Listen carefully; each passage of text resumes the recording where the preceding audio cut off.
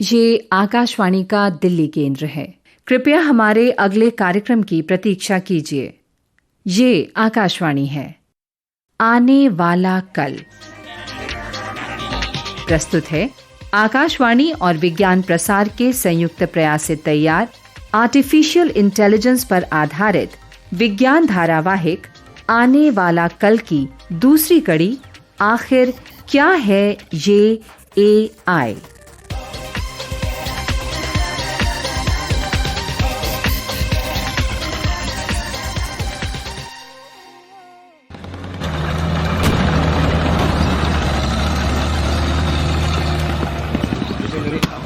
Target को point करो।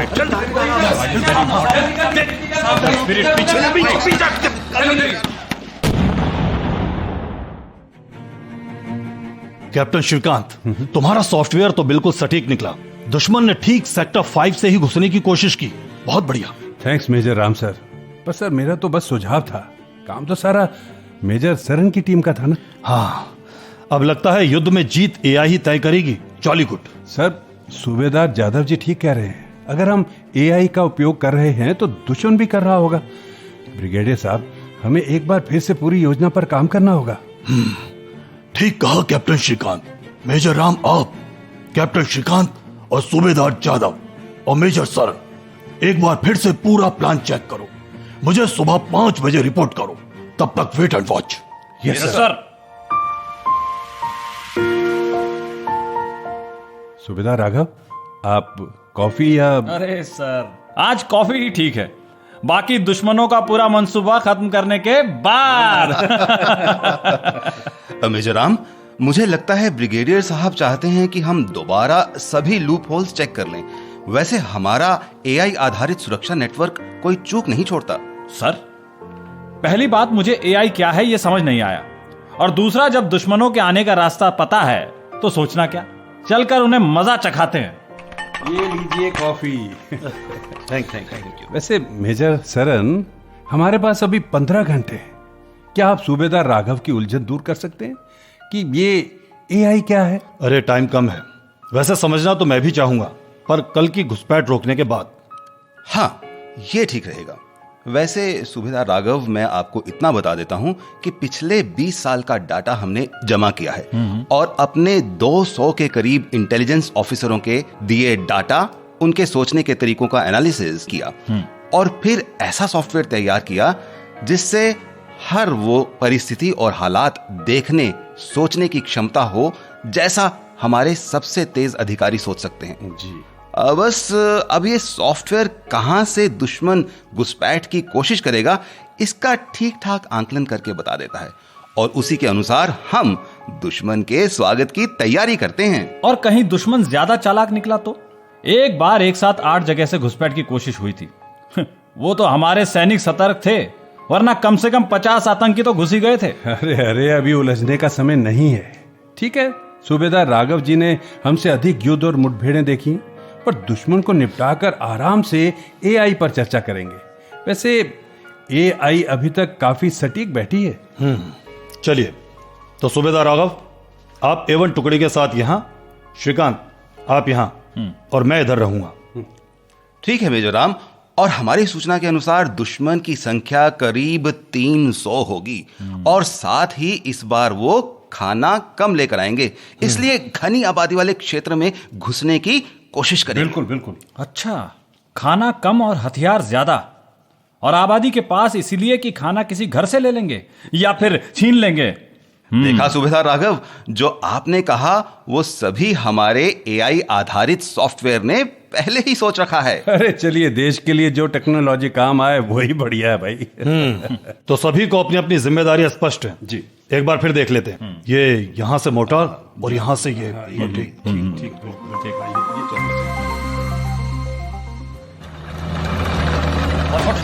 Alpha two Charlie, ये करीब 300-400 हैं और सभी तुम्हारे सेक्टर की ओर आ रहे हैं। सूबेदार राघव, तुम्हारी लोकेशन पर पहुंच रहे हैं। All the best, over and out. कोई भी आतंकी सीमा पार ना कर पाए। हाँ, ऐसे ही सिपाही सुनील, आप 4 सिपाही ले जाओ और जाकर बाईं ओर से फायरिंग शुरू करो। यहां मैं देखता हूं, जाओ। जी जनाब।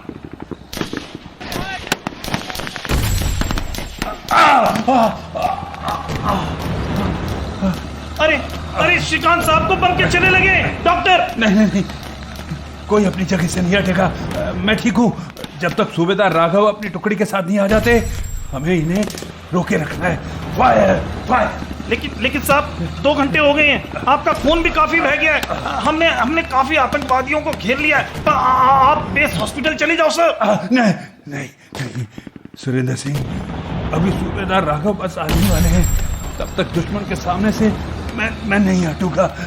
लगता है इस बार काफी हथियार लाए हैं वो लोग। मेजर सरन ने ठीक ही कहा था। कोई नहीं, हमारी तैयारी भी पूरी है। तुम फायरिंग करते रहो फायरिंग। अरे साहब, आपका काफी खून बह गया है साहब। इन्हें तो हम संभाल लेंगे। आपके कारण ही उस धमाके से हम बच गए। लेकिन आप चलो, आप काफी घायल है सर। चलिए। नहीं, मैं नहीं जाऊंगा, और कोई भी अपनी पोजीशन नहीं छोड़ेगा। सूबेदार राघव बस आने वाले हैं। आने वाले नहीं, कैप्टन श्रीकांत मैं आ गया। जी सर। आप निश्चिंत रहो, एक भी आतंकवादी अब बचकर नहीं जाने वाला। जय हिंद। सब पोजीशन ले लो। जी जनाब।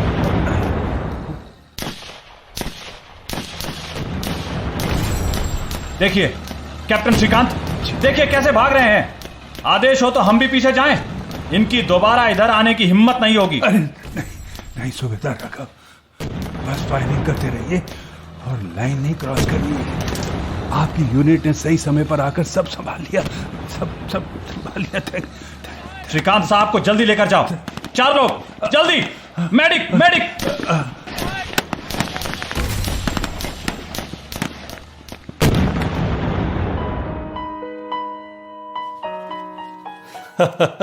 अच्छा भाई, अस्पताल की शांति में किसी को याद किया जा रहा है? अरे सर, आप जय हिंद सर। जय हिंद। अरे मेजर सरन भी आए हैं। जय हिंद सर। जय हिंद श्रीकांत। तुमने तो होश में आने में ही 5 दिन लगा दिए। अब कोई इतना भी सोता है क्या यार? सर आप भी। अरे मेजर सरन, हमारे श्रीकांत ने 3 गोलियां और 16 छर्रे झेले थे। खैर सुनाओ, अब कैसा लग रहा है? बढ़िया है मेजर राम। डॉक्टर कह रहे थे कि 3 हफ्ते में ज्वाइन कर सकूंगा मैं। अरे ज्वाइन तो तुम कर ही लोगे, पहले ठीक तो हो लो। जय हिंद साहब। अरे सूबेदार राघव, 0.5 की घुसपैठ रोकने वाले हीरो, आइए। अरे वाह, इतना बड़ा गुलदस्ता। जय हिंद साहब।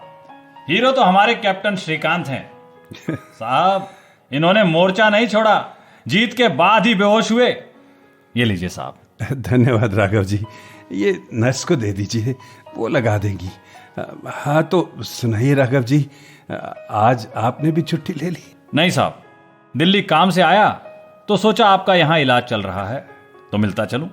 काफी ठीक लग रहे हैं आप। हाँ, अब काफी ठीक हूँ। राघव जी, अब हमारी एआई के बारे में क्या कहना है? जी अरे ये बात तुमने अच्छी छेड़ी मेजर सरन। आज तो मैं भी एआई को समझना चाहूंगा। असल में घर में बिटिया कुछ डेटा एनालिस्ट करने की बात कर रही थी और बेटा कुछ ऑटोमेशन कह रहा था। मैंने उन्हें पता तो नहीं लगने दिया कि मुझे कुछ नहीं पता, पर फिर भी अगली बार वो कुछ बोलें तो मैं भी तो कुछ कहूं। जी साहब, आज तो वो क्या है ना, एआई, जरा इसे समझा ही दीजिए। वैसे गांव में तो बच्चा बच्चा एआई जानता है। अरे राघव जी, वो एआई है आर्टिफिशियल इंसेमिनेशन, यानी गाय भैंसों में होने वाला कृत्रिम गर्भाधान। और ये एआई है आर्टिफिशियल इंटेलिजेंस, या कहें कृत्रिम बुद्धि या कृत्रिम प्रज्ञता। अरे तभी मैं कहूं कि मिलिट्री में उस वाली एआई का क्या काम। ठीक कहा राघव जी आपने। असल में एआई कोई नई चीज नहीं है। सच कहूं तो एक ऐसी मशीन बनाने की कोशिश जो खुद सोच सके और मानव के कार्यों में हाथ बटा सके, जो हमारी तरह समझदार हो और हमारी कई सारी टास्क आसानी से कर सके। अच्छा, और जैसा साइंस फिक्शन में दिखाया जाता है, और जैसे वो क्या कहते हैं, बायोनिक मैन, ह्यूमनॉइड एंड्रॉइड या बातें करता रोबोट। हाँ राम सर, कुछ ऐसा ही। पर आप काफी आगे चले गए। सरन सर, ये एआई पहले भी कई बार आकर जा चुकी है ना? हाँ, लेकिन तुम ठीक कह रहे हो श्रीकांत। पहले 3 बार तो एआई बड़े सपने लेकर आई। वैसे विज्ञान कथाओं में एआई कई रूपों में आई और उसे प्रभावित होकर कई रईसों ने एआई या उस समय कहें रोबोट आदि बनाने के लिए खूब पैसा भी देना शुरू कर दिया। पर जब बात नहीं बनी तो फंड भी रुक गए और कुछ काम भी धीमा हुआ। वैसे राघव जी, 1956 में अमेरिका के डॉर्टमाउथ कॉलेज में एआई रिसर्च पर पहली कार्यशाला हुई। हालांकि 1954 में ही चेकर्स खेल को सीखने के काम में कंप्यूटर को लगा दिया गया था। ठीक कहा श्रीकांत। वैसे 1955 में कंप्यूटर वैज्ञानिक जॉन मैकार्थी को आर्टिफिशियल इंटेलिजेंस टर्म गढ़ने का श्रेय दिया जाता है। उन्होंने ही अपने दोस्तों के साथ मिलकर 1956 में अमेरिका के डॉर्टमाउथ कॉलेज में एआई रिसर्च पर पहली कार्यशाला का आयोजन किया था। जी। मैंने सुना है कि अमेरिका के डिपार्टमेंट ऑफ डिफेंस ने ही सबसे पहले काफी फंड देना शुरू किया था। मेजर राम साहब, ये चीटिंग है। आपने कहा था कि आपको कुछ नहीं पता, तो मैं भी चुप था कि चलो मैं अकेला नहीं हूं, पर आप भी कुछ कुछ बताने लगे। ये चीटिंग है। अरे राघव, मुझे सच में कुछ नहीं पता। ये तो बच्चों से कुछ कुछ सुना था तो बोल दिया। अब चुप रहूंगा। हाँ, तो मैं बता रहा था कि कैसे तब कुछ रोबोट भी बने, कई किताबें भी आई, लेकिन एआई ने वो कमाल नहीं दिखाया जैसे विज्ञान कथाओं में बताया जाता था। फिर फंड रुके और एआई का काम कुछ ठंडा पड़ा, पर अंदर खाने काम चलता रहा। हाँ, 50 के दशक, फिर 70 के दशक और फिर 80 के दशक में भी एआई को लेकर काफी सफलताएं मिली।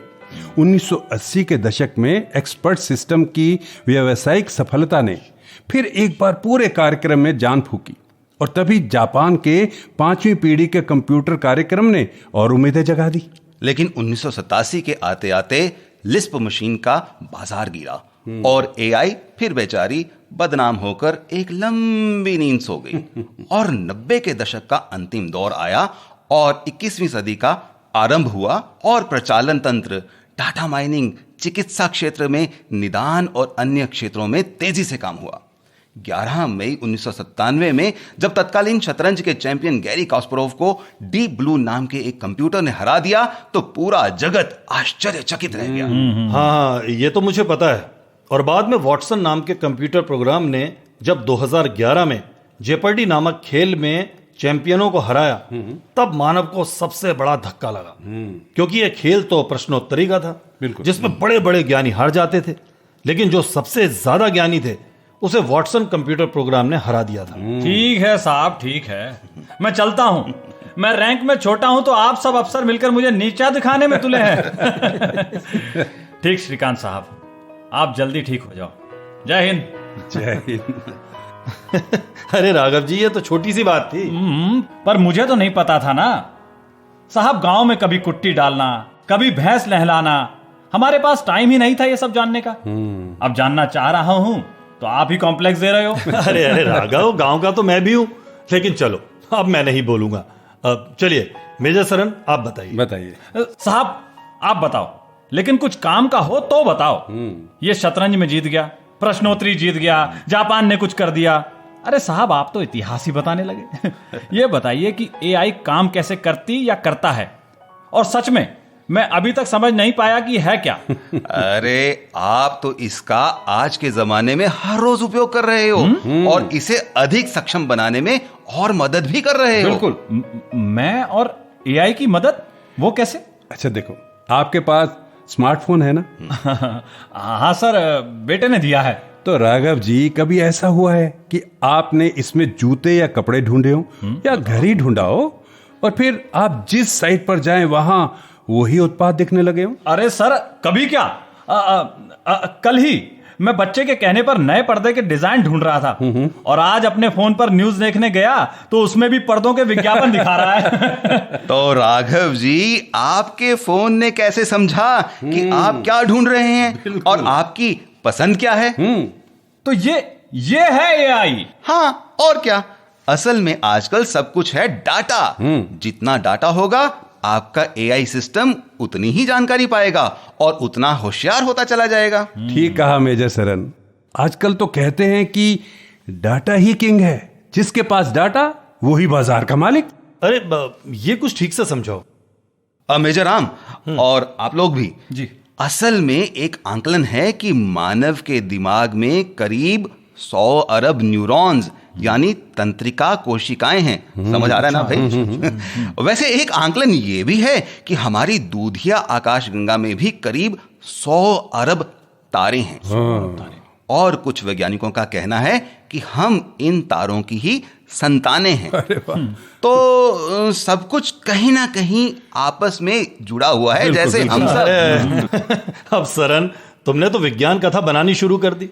100 अरब न्यूरॉन का एआई से क्या रिश्ता? ये सवाल तो ठीक है मेजर राम, एक बहुत गहरा रिश्ता है। कंप्यूटर वैज्ञानिकों ने ये आंकलन लगाया कि अगर 100 अरब लोगों का डाटा एक जगह आ जाए और एक आर्टिफिशियल दिमाग तैयार हो सकता है जहां एक डाटा एक न्यूरॉन की तरह कार्य करेगा और 100 अरब लोगों का डाटा बनाएगा आर्टिफिशियल न्यूरल सिस्टम। है सर जी, क्या बना देगा? आर्टिफिशियल न्यूरल सिस्टम, या कहें एक कृत्रिम दिमाग। बस तभी से डाटा, या आज की भाषा में कहें डेटा जमा करने की होड़ शुरू हो गई और इसके प्रभाव भी नजर आने लगे। अब कैसे प्रभाव नजर आने लगे? जैसे सोशल मीडिया डेटा कलेक्शन का सबसे बड़ा स्रोत है और दूसरा है डाटा जमा करने के लिए तो सर्वे होता है, दूसरा यही होगा सर्वेक्षण। नहीं राघव जी, दूसरा सबसे बड़ा डेटा जमा करने का साधन है मनोरंजन। और अब तो मनोरंजन आपके मोबाइल के जरिए होता है जी। और आप जब कोई भी ऐप डाउनलोड करते हैं तो बस ओके दबाते जाते और एआई का सॉफ्टवेयर आपके फोन के सभी डाटा लेता जाता है। अच्छा। जैसे कॉन्टैक्ट नंबर, फोटो आदि। अब सोचिए, जिन्हें कभी टेक्नोलॉजी कंपनी कहते थे, जो आज भी दुनिया की टेक्नोलॉजी के क्षेत्र में दिग्गज कंपनियां हैं, वो मनोरंजन के क्षेत्र में क्यों आ रही हैं? जैसे ओटीटी यानी ओवर द टॉप, जिसमें कई सीरियल, फिल्में आदि दिखाई जाती हैं। बिल्कुल। बस टीवी या फोन को नेट से जोड़ना होता है और ऐप डाउनलोड करो, वो भी फ्री। और कुछ कंपनियां तो बिना पैसे लिए ही फिल्में, सीरियल आदि दिखाती हैं। बिल्कुल सही मेजर राम। और आपने एक बात सही पकड़ी कि लगभग सभी ऐप फ्री हैं, चाहे सोशल मीडिया हो या ओटीटी, सब फ्री। मेजर साहब, आपने चीटिंग तो कर ही ली, पर बात रोचक सी लग रही है। इसीलिए मैं पूछ रहा हूं कि साहब सब फ्री है तो अच्छा है, इसमें परेशानी की क्या बात है? अच्छा टाइम पास हो जाता है। परेशानी कैसी राघव जी? लेकिन सब कुछ फ्री है, इसलिए है कि आपका डाटा मिल सके। आप कौन सी फिल्म देखते हैं, कितनी देर देखते हैं, कौन से सीरियल्स देखते हैं और क्या क्या देखते हैं, क्या खरीदते हैं, ये सब डाटा तो चाहिए एक आर्टिफिशियल न्यूरल सिस्टम बनाने के लिए। और सोशल मीडिया ने इसमें बहुत योगदान दिया है, जिससे डाटा एनालिसिस करके एल्गोरिदम्स बनाकर एआई आधारित समाधान विकसित किए जा रहे हैं। अब मेजर सरन, मैं भी कुछ पूछ ही लूं। साहब, ये कॉफी, बिस्कुट और सैंडविच सिस्टर ने भिजवाए हैं। अरे वाह, वाह, ये बढ़िया रहा। लो श्रीकांत, लो सैंडविच भी ले लो। अच्छा, यहाँ रख देता हूँ। हाँ तो राघव जी, आप क्या कह रहे थे? अब क्या कहूं मेजर सरन जी, आपने कहा था कि वो क्या है कि वो एल्गोरिथम्स। अब ये मैं भी जानता हूं, लेकिन मेरा भतीजा भी फ्रांस की एक कंपनी में इसी तरह का काम करता है। अच्छा। और कह रहा था कि कंपनी ने ऐसा एल्गोरिथम बनाया है कि कोई भी व्यक्ति हो, चाहे उसका बचपन का फोटो हो, कैमरा उसे भीड़ से भी ढूंढ निकालता है। अब ये कैसे अरे मैं चला। अरे क्यों सर, क्यों जा रहे हैं? अब सूबेदार राघव चीटिंग कर रहे हैं। अभी तक तो कुछ नहीं पता था, अब एल्गोरिथम बता रहे हैं चीटिंग। अरे यही तो खासियत है इस एआई की, आज हम सभी के जीवन में कहीं ना कहीं जुड़ ही गई है। ठीक कहा श्रीकांत। हाँ तो राघव जी, आपने सही कहा कि ऐसे एल्गोरिथम बन रहे हैं, और सच कहें तो हमारे पास भी हैं, पुलिस के पास भी हैं। अगर कोई प्लास्टिक सर्जरी भी करवा ले तो भी हम उसे पहचान सकते हैं। असल में नाक, आंखों के बीच का एक रेशो है जो हमेशा एक ही रहता है। और भी कई बातें हैं जो सीक्रेट हैं। लो साहब, हमसे भी सीक्रेट? आपने तो फौज वाली बात कर दी। यहां तो सब फौजी ही हैं। तो भाई, कभी खेल में जीत से शुरू हुई एआई की यात्रा आज स्वास्थ्य सेवाओं से लेकर चालक रहित वाहनों और यहां तक कि हमें कपड़ों के रंग तक चयन करवाने में सफल हो रही है। अरे रंगों के चयन का क्या, अब तो सुना है लोगों की सोच पर भी प्रभाव डालने में सक्षम है। हाँ। क्यों? मेजर राम, इस पर तो मैं चुप ही रहूंगा। वैसे मेजर सरन, मेरे दिमाग में एक बात आ रही है। वो क्या? मेरी दादी कहती थी कि आदमी के दिमाग की बातें तो 10% ही पता चलती हैं, बाकी 90% तो उसके मन में ही रहती हैं। तभी तो एक व्यक्ति दूसरे को बेवकूफ बनाने में सफल रहता है, या कहें धूर्तता दिखाने में। वैसे राघव जी की इस बात से मैं भी इत्तेफाक रखता हूँ। अरे वाह मेजर राम, लेकिन इससे राघव जी आप कहना क्या चाहते हैं वो बताइए।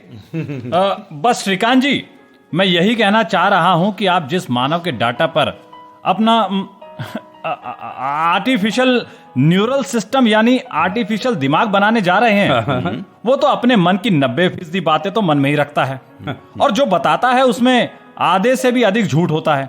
तो धूर्त लोगों के डाटा से आपका आर्टिफिशियल न्यूरल सिस्टम भी धूर्त बनेगा, बताइए। अरे वाह राघव जी, आपने तो बहुत बड़ी बात कही थी। पूरी दुनिया में एआई के विशेषज्ञ इसी पर तो मत्थापच्ची कर रहे हैं कि एआई को भ्रष्ट होने से कैसे रोकें। बिल्कुल। असल में एआई मानव का विकल्प नहीं हो सकती जी। और ना ही हर समस्या का समाधान ही। लेकिन हाँ, बहुत क्रांतिकारी टेक्नोलॉजी है जो पूरा मानव इतिहास बदलने की क्षमता रखती है। इसमें बहुत संभावनाएं हैं। ठीक कहा मेजर सरन।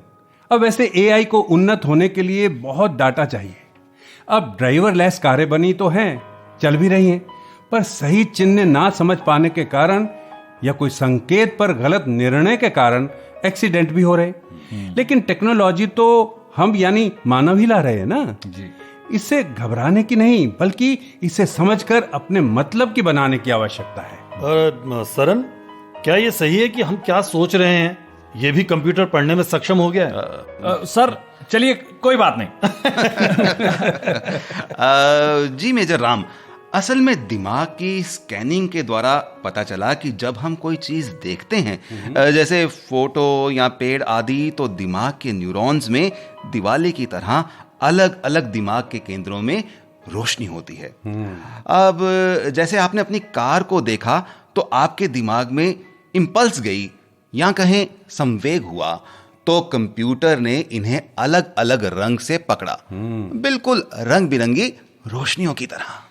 अब जैसे कंप्यूटर से इलेक्ट्रोड्स आपके दिमाग में लगाए गए और आपने कंप्यूटर पर फोटो चलाई। जैसे चलिए, डॉक्टर सीवी रामन की फोटो आपने देखी और आपके दिमाग में हुई इंपल्स जी। तरंगों की भागदौड़ को कंप्यूटर ने रिकॉर्ड कर लिया अपनी मेमोरी में। अच्छा। और फिर जब आप अपने मन में कभी डॉक्टर रमन्ना के बारे में सोचेंगे तो बस कंप्यूटर आपके दिमाग के संकेतों के आधार पर डॉक्टर रामन की फोटो निकालकर स्क्रीन पर दिखा देगा। अच्छा। अब तो टेक्नोलॉजी ये बनाई जा रही है कि बिना कोई इलेक्ट्रोड्स आदि लगाए क्या दिमाग में दौड़ते हुए करंट को पकड़ा जा सकता है। क्यों मेजर सरन, क्या पकड़ा जा सकता है? अगर हां तो हम किसी आतंकवादी के दिमाग में क्या चल रहा है इस आधार पर कोई वारदात होने से पहले ही उसे पकड़ सकते हैं। ये तो बढ़िया है। इस पर तो मैं चुप ही रहूंगा। तो क्या मतलब सर, ऐसा हो रहा है कि नहीं?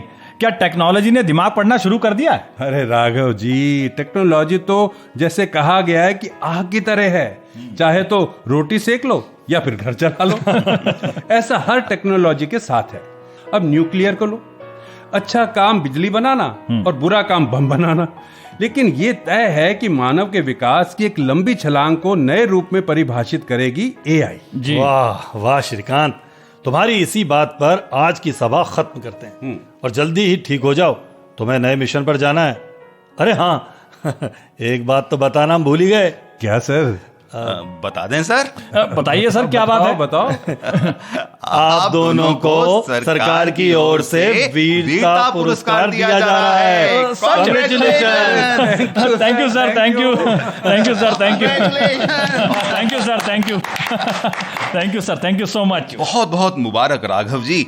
चलिए तो कैप्टन श्रीकांत, आप आराम कीजिए, फिर मिलते हैं। सर बात तो अधूरी रह गई, पर चलिए कोई बात नहीं, कैप्टन श्रीकांत जी के ठीक हो जाने पर फिर से मिलते हैं। हाँ, और तब तक आप और सवाल ढूंढते रहो। It's an order. Yes sir.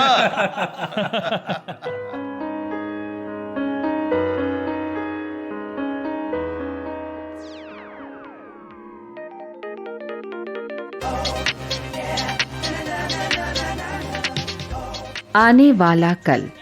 अभी आप आकाशवाणी और विज्ञान प्रसार के संयुक्त प्रयास से तैयार आर्टिफिशियल इंटेलिजेंस पर आधारित विज्ञान धारावाहिक आने वाला कल की दूसरी कड़ी सुन रहे थे। आलेख डॉक्टर अनुराग शर्मा, संकल्पना और समन्वय डॉक्टर नकुल पराशर और डॉक्टर बीरेंद्र कुमार त्यागी, निर्देशन काजल सूरी, प्रस्तुति सहायक सरबजीत सिंह और भाग लेने वाले कलाकार थे दिनेश वर्मा, राजीव शर्मा, नितिश अरोड़ा और हिम्मत सिंह नेगी। साथियों, अभी जाइए नहीं, अब समय है आपसे किए जाने वाले प्रश्नों का। हम आपसे 2 प्रश्न पूछेंगे।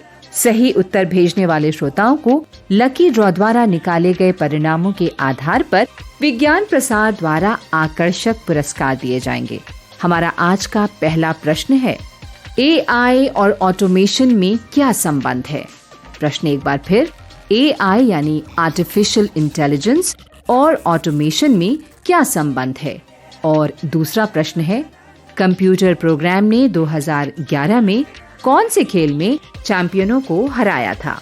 हमारा पता नोट करें, विज्ञान धारावाहिक आने वाला कल, विज्ञान प्रसार, A50 institutional area, sector 62, Noida, pin 201309। आप अपने उत्तर हमें ईमेल द्वारा भी भेज सकते हैं। हमारा ईमेल आईडी है radio@vigyanprasar.gov.in। श्रोताओं, यदि आपके पास कोई ऐसा प्रश्न है जो आप हमसे पूछना चाहें और यदि उसको हम अपने कार्यक्रम में शामिल करेंगे तो भी आपको विज्ञान प्रसार की ओर से पुरस्कार दिया जाएगा। श्रोताओं, हमें इंतजार रहेगा आपके पत्रों का। जवाबों के साथ अपना पूरा नाम और पता जरूर लिख भेजिएगा। धारावाहिक आने वाला कल की अगली कड़ी आप सुन सकेंगे अगले सप्ताह इसी दिन और इसी समय। नमस्कार।